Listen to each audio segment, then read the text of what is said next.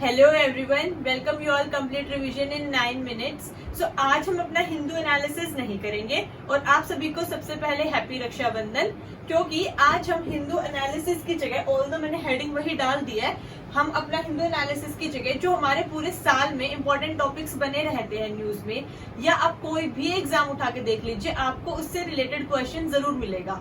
और upcoming topics जो आपके पूरे साल में दौराना बने रहेंगे, वो टॉपिक्स की हम बेसिक कॉन्सेप्ट क्लैरिटी करेंगे, क्योंकि हम पूरी न्यूज पढ़ लेते हैं, हमें सब कुछ पता होता है 360 डिग्री, लेकिन जो उसका बेसिक कोर क्वेश्चन है, फंडामेंटल जो चीज है, जहां से आपकी कोई भी एग्जामिनेशन बॉडी क्वेश्चन पूछती है, हमें वही पता नहीं होती है। तो आज हम वो अपने टॉपिक्स रिवाइज करेंगे। और अगर आपको ये पसंद आए सेशन, तो मुझे कमेंट सेक्शन में बताना। हम हर महीने के लास्ट के 2 डेज में इस तरीके से ही सेशन रख लें, जिसमें हम अपने जो मोस्ट इंपोर्टेंट करंट अफेयर्स के टॉपिक रहते हैं उनकी कॉन्सेप्ट क्लैरिटी करेंगे, बिल्कुल 0 लेवल से हाई लेवल तक। ओके, आप मुझे कमेंट सेक्शन में जरूर बताना ये बात। सो आइए हम स्टार्ट करते हैं। हमारा सबसे पहला जो टॉपिक है दैट इज क्वाड। अब क्वाड आपने सुना होगा, पूरे साल भर न्यूज में रहता है, और जब इसके सेशन होते हैं तब तो ये बहुत ही ज्यादा न्यूज में रहता है। तो इसके बारे में हमें पता रहना चाहिए कि क्वाड है क्या। ठीक है, तो बेसिकली क्वाड आपकी एक बॉडी है, या आप इसको एक कह सकते हैं QSD डायलॉग है, that is quadrilateral security dialogue between among 4 nations. अब हमारे 4 नेशन कौन कौन से हैं? यूएस है, इंडिया है, ऑस्ट्रेलिया है, जापान है, ये 4 नेशंस हैं। देखिए, क्वाड कोई भी एक फॉर्मल बॉडी नहीं है आपकी, एक तरीके से इनफॉर्मल बॉडी है, क्योंकि ना तो इसके पास अपना खुद का कोई डिसीजन मेकिंग बॉडी है, ना इसका खुद का कोई सेक्रेटेरिएट है जैसे कि नेटो का है आपका। ठीक है, तो ये एक फॉर्मल बॉडी नहीं कह सकते हैं हम इसको, ये क्योंकि डायलॉग है अमंग द 4 कंट्रीज। ठीक है, 4 देश के बीच में। अब इसका थोड़ा बैकग्राउंड जानते हैं, किस तरीके से फॉर्म हुआ था, क्या हुआ था। 2004 में जब आपके इंडियन ओशियन में इतनी ज्यादा सुनामी आई थी कि हमारे अंडमान एंड निकोबार साइड के भी कुछ आइलैंड्स जो है वो उस पानी में ही ध्वस्त हो गए थे। उसके बाद ये आइडिया आया था कि हमें अब एक 4 कंट्रीज को मिलकर एक इस तरीके से आपकी बॉडी बनानी चाहिए, जिसमें हम maritime boundary, maritime security, fishery sector, aquaculture, इन सब से रिलेटेड बातें कर सके, इन सबको हम सिक्योर कर सके हमारे जो है एक्वा सेक्टर को। सो तब ये हमारा QSD quadrilateral security dialogue form हुआ, दैट इज 2004 में आफ्टर इंडियन ओशन सुनामी। अब इसको बीच में जो है ना डिसबैंडेड कर दिया गया था 2004-5 के ही ऑपरेशन के टाइम पर, और बाद में इसके ऊपर थोड़ा इतना ध्यान नहीं दिया, मतलब बना के छोड़ दिया गया एक टाइप से, इतनी इसमें जो है रुचि दिखाई नहीं किसी भी नेशन ने। लेकिन 2006 में जब हमारे farmer Japanese prime minister mister Shinzo एबे जब दोबारा से आए, तो उन्होंने इस चीज को रीयूनाइट किया। उन्होंने दोबारा से खुद इनिशिएटिव दिखाया और कहा हम ये मैरीटाइम सिक्योरिटी का एक बहुत ही एसेंशियल चीज है, और हमारे जो एक्वा सेक्टर है, ठीक है, पिसिकल्चर है, इन सब के रिगार्डिंग हमें जरूर बात करनी चाहिए। तो उस टाइम पे हमारा जो क्वाड है वो दोबारा से न्यूज में आया। फिर उसके दौरान आप अभी देख ही सकते हैं, हमारे लास्ट ईयर भी इसकी जो है, और कोविड के टाइम पे भी जब हमारी मीटिंग्स हुई थी तो वो वर्चुअल मोड पे हुई थी, तो फिर ये न्यूज में बनाई रहता है। सो ये इसका फैक्चुअल है, फंडामेंटल है, ये हमें पता ही होना चाहिए जरूर किसी भी एग्जाम के लिए। इसके अलावा जब हम क्वाड न्यूज में सुनेंगे तो उस टाइम की जो करंट अफेयर होगी हम उसको उसके साथ रिलेट करके कर लेंगे। तो यहाँ हमारा क्वाड खत्म होता है। सेकंड हमारा है G7, G8 and G20। Mostly students को इसी में कंफ्यूजन रहती है कि G7 क्या है, G8 क्या है एंड G20 क्या है। सो आज हम इन तीनों के बीच में जो डिफरेंस है उसको क्लियर कर देते हैं अच्छे से। देखिए, जो हमारा G7 है, सबसे पहले G7 फॉर्म हुआ था, और किन किन कंट्रीज ने मिलकर वो किया था? US, Italy, Japan, Canada, France, UK and Germany. तो ये हमारी 7 कंट्रीज है। फिर बाद में इसको लेटर ऑन रशिया ने ज्वाइन किया, तो इसका नाम पड़ गया G8। और G20 कब हुआ? जब इन सारे नेशंस ने इसको फर्दर ज्वाइन किया। किस किसने? Turkey, European Union, then Argentina, Brazil, उसके बाद आपको South Korea, Mexico, China, India, Indonesia, Saudi Arabia and South Africa. ठीक है, साउथ अफ्रीका आपकी ब्रिक्स की भी है। तो अब मैं सोच रही थी आपको इसकी एक ट्रिक दे दूं, जैसे मैंने आपको ब्रिक्स की कंट्रीज की ट्रिक बताई थी। आप वीडियो यही पोस्ट करके कमेंट सेक्शन में मेंशन करना मैंने आपको ब्रिक्स की कंट्रीज कैसे लर्न करवाई थी। ठीक है, रेस्ट मैं आपको अभी रिवाइज करा देती हूँ। देखिए, हमें ब्रिक्स तो बताई था, ये हमारी फुल फॉर्म थी ब्रिक्स की, Brazil, Russia, India, China, south Africa. ठीक है, इसके अलावा जिन कंट्रीज ने हमें ज्वाइन किया दैट इज CUA। अब हमें याद रखना है, जैसे UAE होता है तो हमें UAI याद रखना है। ठीक है, अब इससे क्या होगा, अब आप मुझे बताना कमेंट सेक्शन में, ये CUAI जो मैंने आपको फुल फॉर्म लर्न करवाई थी, ये ब्रिक्स में कौन कौन सी कंट्रीज है। देखते हैं आप सभी को कितना याद है। अगर नहीं आप लोग रिकैप्चुलेट कर पाओगे तो या तो आप प्रीवियस वीडियो में जाके देख लेना, नहीं तो हम इसको नेक्स्ट वीडियो में दोबारा डिस्कस कर लेंगे। अब मैं आपको इनके ट्रिक्स बता देती हूँ। देखिए G7 कंट्रीज है जो हमारी, ये इनके ट्रिक हम याद ऐसे रखेंगे, US, UK, GF, ठीक है, KGF हो गया हमारा। और उसके बाद हम अपनी जो कंट्रीज हैं हमारी CJI। देखिए अब कैसे, देखिए यूएस से हमारा यूएस हो जाएगा, ठीक है, यूके से हमारा यूके है, तो यूएस तो हमें हमें पता ही रहेगा, यूएस तो आपको बताइए हर चीज में होता ही है। उसके बाद केजीएफ बहुत ही फेमस मूवी है, एक इंडिया, हमारी इंडिया की एक बहुत ही फेमस मूवी है, सो केजीएफ। तो इसमें हमारा यूके का हमने के ले लिया, तो यूके, जी से हमारा जर्मनी और एफ से हमारा फ्रांस हो गया।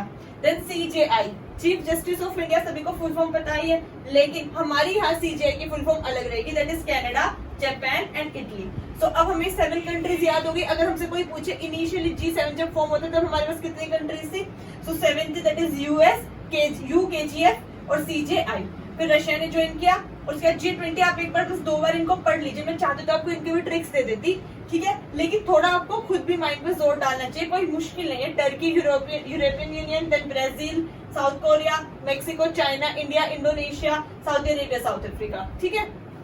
नेक्स्ट हमारी न्यूज है, देन हम ये देखते हैं हमारे जो लॉन्च व्हीकल्स है, आप न्यूज में सुनते हैं, मैं भी आपको बताती हूँ, जीएसएलवी से लॉन्च किया, पीएसएलवी से लॉन्च किया, ठीक है। सो इनमें डिफरेंस क्या है, बच्चों को यही क्लियर नहीं रहता है कि इनमें डिफरेंस क्या होता है। अब देखो, जो हमारा पीएसएलवी है that is polar satellite launch vehicle, इसकी फुल फॉर्म है, और जो हमारा जीएसएलवी है that is Jio synchronous satellite launch vehicle, ठीक है। अब इसमें डिफरेंस क्या है, जो आपका पीएसएलवी है, सबसे पहले तो 1994 में ही हमने इसको बनाया है, और इससे हमने लॉन्च किए थे अपने चंद्रयान 1, मार्स ऑर्बिटर मिशन था आपका जो 2013 में किया था हमने। अब जो पीएसएलवी है वो आपका, जैसे अगर ये आपकी अर्थ है तो, और ये आपके पोल्स है, north pole and south pole, तो पीएसएलवी जो सैटेलाइट्स है वो आपके पोल्स के अराउंड जो रिवॉल्व करने के लिए लॉन्च होंगी, वो हम पीएसएलवी से करेंगे। सो वो सैटेलाइट्स जिनको सिर्फ पोल्स तक का डिस्टेंस ट्रेवल करना है, या आपके पोल्स के अराउंड जो अर्थ के आपके जो है इमेज कैप्चर करके हमें देंगी, ठीक है, या ज्यादा हाई ऑर्बिट्स में नहीं जाना है, उसके लिए हम पीएसएलवी को करेंगे। लेकिन GSLV that is Jio synchronous launch vehicle, उसमें क्या होगा, आपका अर्थ से सिंक्रोनाइज्ड हो गए, मतलब अर्थ से लॉन्च होके उसके टाइम, उसके सब डिस्टेंस से देखकर हम सिंक्रोनाइज कर देंगे, मतलब अर्थ के साथ मिलाकर उसको कोलैबोरेट करवा के हम उसको लोअर अर्थ ऑर्बिट्स में लॉन्च करेंगे, जो कि डीपर स्पेस में भी जा सकते हैं, ठीक है। ये देखिए जीएसएलवी जो है आपका ज्यादा डीप स्पेस में जा सकता है, जैसे पीएसएलवी सिर्फ पोल्स तक जाएगा, लेकिन जीएसएलवी आपका हमने इसलिए बनाया था ताकि अगर हमें ज्यादा डीप आपके स्पेस में सैटेलाइट्स लॉन्च करनी है तो हम वहां पे कर सके। ये 10,000 kg सैटेलाइट्स तक लॉन्च कर सकता है। इसमें आपके जैसे पीएसएलवी में वैसे आपका सबसे इंपॉर्टेंट होता है, वैसे आपके 7-8 होते हैं पीएसएलवी, ठीक है, मैं आपको वो नेक्स्ट क्लास में एक्सप्लेन कर दूंगी पूरा पीएसएलवी का, लेकिन आज मुझे थोड़ा शॉर्ट रखना था इसलिए मैंने फर्दर पार्ट्स नहीं बताए। लेकिन पीएसएलवी में अब याद रखना सबसे इंपॉर्टेंट आपका जो होता है 2 होते हैं, एक पीएसएलवी एक्सएल होता है, एक्सटेंडेड लेंथ, और एक पीएसएलवी पोएम होता है। तो पीएसएलवी जो एक्सएल है उसमें वो सबसे ज्यादा इंपॉर्टेंट है, एक्सटेंडेड लेंथ। इसका मतलब क्या है, इसमें 4 स्टेजेस होती है आपकी, सॉलिड, लिक्विड, सॉलिड, लिक्विड, इसमें फ्यूल्स के लिए, और इसी से उसको थर्स्ट मिलता है, जिस जो हमारा फ्यूल डालते हैं हम, solid, liquid, solid, liquid, 4 stages में, ठीक है, इसी से उसको थर्स्ट मिलेगा, एनर्जी मिलेगी, और वो पोल तक जा पाएगा। सिमिलरली जो आपका जीएसएलवी, इसमें आपके 3 स्टेजेस होते हैं, याद रखना, जैसे मैंने इसमें 4 बताइए, सॉलिड, लिक्विड, ऐसे इसमें आपके 3 होंगे, that is solid, liquid and cryogenic. जो क्रायोजेनिक है ये हमारे पास लेटर ऑन डेवलप हुआ, और क्रायोजेनिक की वजह से ही हम अपने डीप स्पेस जो मिशन है वो कर पाते हैं, क्योंकि सॉलिड और लिक्विड जो फ्यूल है वो एक डिस्टेंस तक रहेगा, उसके बाद खत्म हो जाता है। क्रायोजेनिक में थोड़ी ज्यादा एनर्जी होती है। अभी आपको एग्जांपल दे देती हूँ, देखिए जीएसएलवी मार्क 1, ये इसकी जनरेशन है कि सबसे पहले हमने mark 1 generation, then GSLV mark 2 generation invent किया, then GSLV mark 3 generation invent किया। तो इसमें अब हम इसके इंजन से आप अंदाजा लगा पाएंगे कि हमने क्यों इतने ज्यादा रिसर्च करके इनको इन्वेंट किया है। जो मार्क 1 जनरेशन होते हैं दैट इज रशियन क्रायोजेनिक, ठीक है। सेकंड वाले में आपका होता है क्रायोजेनिक इंजन के जो थर्स्ट होता है, या जो आप पावर कह सकते हैं एक नॉर्मल लेवल लैंग्वेज में, दैट इज 7.5:C12, ये इसकी पावर है। और थर्ड जनरेशन की देखिए क्रायोजेनिक इंजन की 20:C25, तो आप देख रहे हैं इंक्रीज हो रहा है। तो इसलिए हमें थर्ड जनरेशन का जीएसएलवी डेवलप करना पड़ा, और इसीलिए हमने आपका जो चंद्रयान 3 है वो GSLV मार्क 3rd जनरेशन से इसका रीनेम भी कर दिया है, launch vehicle mark 3rd generation भी आप इसको बोल सकते हो, इसी से लॉन्च किया क्योंकि इसकी जो इंजन की पावर है वो काफी ज्यादा है और हमें जो है अपना चंद्रयान 3 अब आपको बताइए मून तक लेके जाना था, तो हमें ज्यादा पावर के इंजन की जरूरत थी। सो आई होप आपको थोड़ा डिफरेंस क्लियर हुआ होगा, PSLV किस लिए करते हैं, GSLV किस लिए करते हैं। और इसके बाद हमारा एक और होता है दैट इज RLV। अभी इस पे हमारा इसरो जो है काम कर रहा है, ये न्यूज में बना रहता है, बट मैं वेट कर रही थी कि जैसे ही कुछ इसके अपडेट आते तब आपको बताऊं। अभी के लिए आप इतना जान लीजिए कि RLV की फुल फॉर्म है रीयूजेबल लॉन्च व्हीकल। रीयूजेबल मतलब जैसे अगर अभी हमारा जो रॉकेट है वो जाता है स्पेस में, इस तरीके से ये मान लो रॉकेट है, ये स्पेस में गया, इसने स्पेसशिप छोड़ी, यहाँ पे सैटेलाइट छोड़ दी, ठीक है, और उसके बाद जो रॉकेट है वो आके आपका ओशन में डिस्ट्रॉय हो जाता है, ठीक है। लेकिन अब हम RLV बना रहे हैं, इसमें क्या होगा, आपका रॉकेट जाएगा और वो ओशन में आके डिस्ट्रॉय नहीं होगा, वो आपका वापस हमारे पास इसरो के पास अर्थ सरफेस पे आ जाएगा। तो इसको कहते हैं रीयूज करना, कि आपने उसी चीज को दोबारा से यूज कर दिया, that is reusable launch vehicle. इसमें हमारी 2 स्टेजेस होंगी, 2 स्टेज पे फ्यूल डलेगा, that is semi cryogenic and cryogenic, ठीक है। सो इसके अलावा हम जब और एग्जांपल्स इनकी फर्दर डिविजन्स देखेंगे वो अपनी हम फर्दर क्लास में देखेंगे। उसके लिए please like share and subscribe कर लेना आप चैनल को, और बेल आइकन जरूर प्रेस कर लेना, ताकि जब मैं इसका पार्ट 2 या नेक्स्ट वीडियो बनाऊं तो और आपको ये डिफरेंस समझाऊं तो आप ऑलरेडी आपको पता रहे। नेक्स्ट हमारी न्यूज है 4th, that is golden crescent versus golden triangle.